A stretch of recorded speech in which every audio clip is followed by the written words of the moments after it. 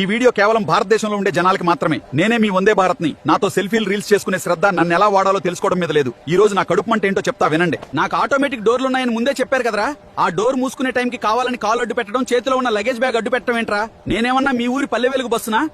డోర్ల దగ్గర మీ వేషాలకి నా సెన్సార్లు పిచ్చెక్కిపోయి నా టైం టేబుల్ అంతా నాశనం అయిపోతుంది. తీరా మీ దరిద్రం వల్ల నేను 10 నిమిషాలు లేట్ అయితే చూడు, వందే భారత్ కూడా లేటే అని నా మీదే పడి ఏడుస్తా. ఇంకా గుట్కా బ్యాచ్ దగ్గరికి వస్తే వీళ్ళు గుట్కా నమిలి పుచ్చుకుమని ఉయ్యడం వలన ఈ గుట్కా మరకలు కడగడానికే మా రైల్వే శాఖకి ఏడాదికి 1200 కోట్ల రూపాయలు ఖర్చు అవుతుంది. ఆ డబ్బులతో నాలాంటి తమ్ముళ్ళని ఇంకో 10 మందిని పుట్టించొచ్చు. 10 రూపాయలు గుట్కా కొని 100 కోట్లు దేశానికి బొక్క పెడుతున్నారు.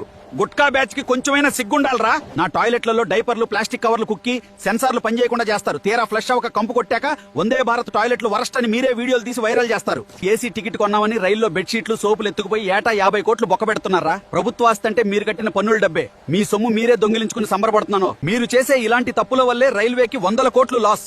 ఆ నష్టాన్ని పూడ్చడానికి రేపు టికెట్ రేట్లు, ఫైన్లు పెంచి మళ్లీ మీ జేబుల్లో నుంచే లాగుతారు మిత్రమా. వీడియో చూసి వెంటనే నన్ను బీజేపీ బుడ్డోడనో, కూటమి కూలోడనో, పేటీఎం బ్యాచ్ అనో కామెంట్ల మీద పడిపోకండి. ఇవన్నీ రైల్వే శాఖ వాళ్లే గుండెలు బాదుకుంటూ చెప్పిన నిజాలు. నిజంగా మీరు బాధ్యత గల భారతీయులైతే ఈ వీడియోని షేర్ చేయండి. అలాగే ఒక్కసారి మన ఏఐ టాక్స్ ఛానల్లోకి తొంగి చూసి కంటెంట్ లో నిజంగా దమ్ముంది అనిపిస్తేనే ఫాలో కొట్టండి.